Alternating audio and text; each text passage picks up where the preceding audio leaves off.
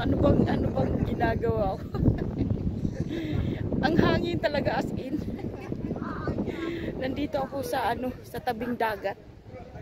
Nagpipiknik. Sarap ng buhay. Ako lang naman mag-isa, wala naman akong friend. Wala rin naman akong jowa. So dito ako magpipiknik sa sarili. Tinawagan ko ang ex ko.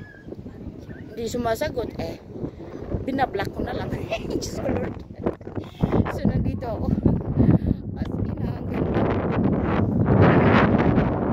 Grabe ang hangin. Hangin talaga. As in, lumilipad ako. Baon ako ngayon. Magpipiknik ako ngayong araw. As in, magpiknik. Sobra kaya ang hangin. Pero at least may naliligo din doon sa sa baba. Sa tabing dagat ako ngayon.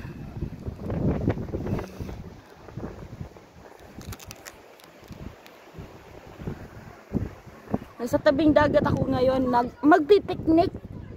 Ang hangin, as in ang hangin. Grabe ang hangin.